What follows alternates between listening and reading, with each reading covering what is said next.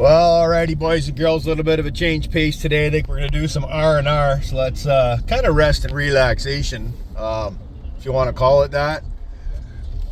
We just went to the coffee store, picked up the coffee so that we can take a drive to the bush, and then everybody's got their orange on today because it's bird season, and that's what we're planning to do. I brought with me my Winchester SXP, and I brought my CZ 455, and I had a 455. I just had a 455 and I sold it, and I bought a 457 because I really like the 457s, but I had this 455 and I'm not sure. I think I bought it before the 457 came out. So there's a bit of a change there. I'll go through that later on. I'll make another side-by-side video with this, with the hunting video. So what we're after today is grouse, either ruffed or sprucies. I've only shot one since I moved here. I've been involved in a couple of hunts that went well. So it's not a hard learning curve, but it's a bit of a learning curve. Jake has yet to pop one yet, but that's on his bucket list. So he's got a deer, he's got a bear, he's got ducks, he's got a rakin. What else you got? Did you get the squirrel or I got the squirrel? You got the squirrel. I got squirrel, I got lots of squirrels. Lots of rakins. Oh my God, the amount of rakins I used to hunt when I was a teenager. It was a big deal in Ontario just to get out on a hunt, because like down there, all the land is owned, right? So you got to try and find, you got to have permission and everything like that. So there's not a lot of crown land. I shot my deer on crown land, which is like in southern Ontario, which is like a super rare thing nowadays.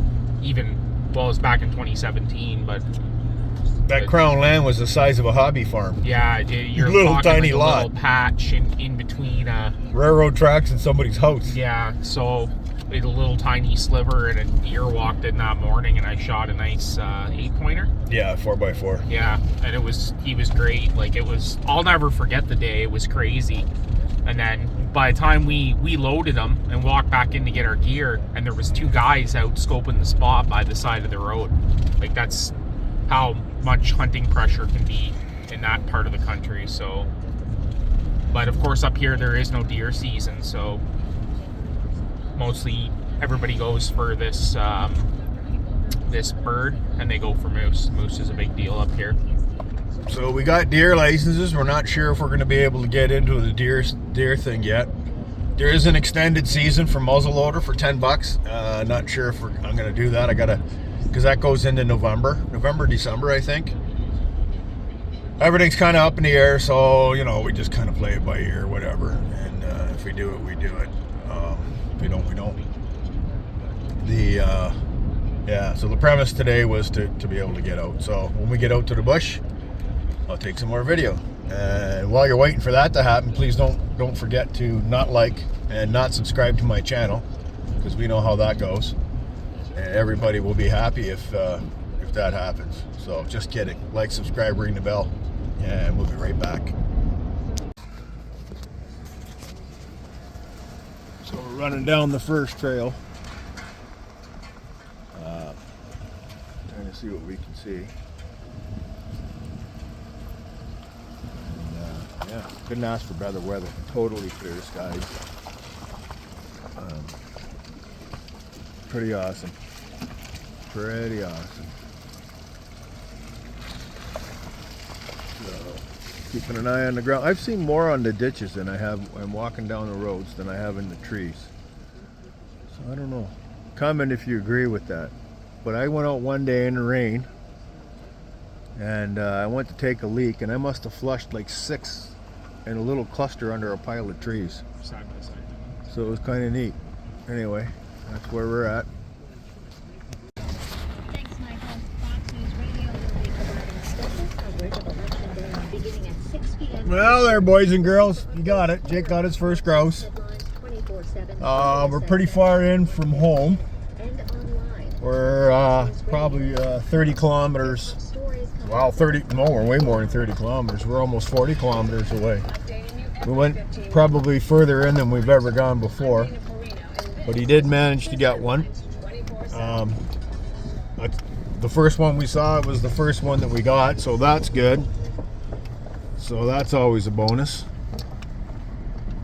So now we're just driving down this trail. Hopefully we can see another one. The downsides of driving down these trails is you got to scratch the hell out of your truck. So that's one downside of things. There's not a lot of turnaround, so you got to weigh out how far do you go when you find a turnaround versus where you can turn around. So that's, you know, I'd love to have an old beater truck. That would be good. So I think probably we're going to end up having to turn around here because this is looking pretty dense. But yeah, we'll do that. I'll back up and then we'll get out and show you guys what we used for the gun. Our firearm of choice. Let me get here just a minute. Oh, there's the backup cam. Why is this weird thing? Oh, that's why. Does that make a difference? What's going on with that backup cam? It's doing weird stuff.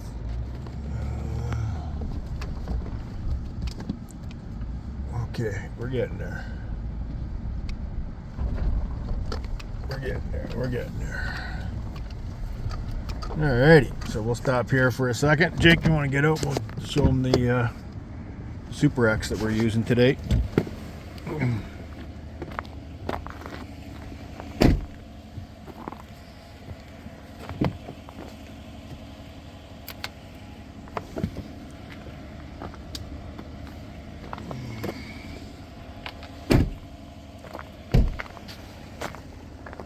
So time for equipment check. Open a breech. It's safe. It's proved safe. There's nothing in it. If I close it, there's nothing in the mag, so it's safe. So what we got here? We got a Super X. 24-inch barrel. No, it's an XSP. XSP, sorry. It's a pump, 24-inch barrel with a. It's got some. We truck hunt with, and truck hunting is hard on the finishes. Yeah. But we bought this gun to hunt with. We're kind of bad for safe cleaning. Me and my dad. We have a lot of like decent end firearms, and we kind of.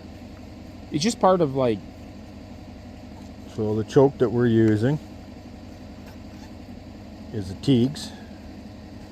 Obviously the Invector Plus, short range, which means wide open. You can see the diameter. Yeah, Teague is a European choke company. Yeah, they're out of England. They're really deep into patterning shotguns and everything. The guy who owns that company was big into clay target shooting and I think skeet. So they do a lot of fitting and custom gun fitting on bespoke shotguns for people, and they build a lot of choke tubes. So there was I use the extended because you can see that shiny spot. That's from rubbing on the floor. It saves your bear at the end of your finish. The round we're using today is a Federal number 6, heavy field. Reasonable amount of recoil. Again, that's the gun. Bought that used on Gun Post. I bought it. It had a choke stuck in it. I took a chance, got the choke out. Somebody was firing steel shot through a turkey choke, and that doesn't work. This is probably marketed as a turkey gun because it's short in length, but it makes it ideal for Hollywood hunting, as you call it, as they call it. If you can look at the bush that we're in, there is massive density. I mean, massive density. You'd be hard pressed, and this isn't a bad area, but some of it you cannot walk it. There's no way. So basically, truck hunting is the best that you can come up with. Or side by side. Side by side, yeah. There's ground effects trucks are a pain in the butt because everything's too low on the front. Anyway, that's the deal. So we thought we'd celebrate Jake's first shot. I'm sorry we didn't get any video of the bird before we cleaned it, but we got overexcited, so. Anyway, that's it. We'll pause the video for now, or end the video for now, and the 2024 grouse season was a 50% success because I've still yet to get mine. I spotted it, but I gave it to Jake. So, and then he shot it. So there you go. We'll talk to you soon. Like, subscribe, ring the bell, check back often, and safe hunting.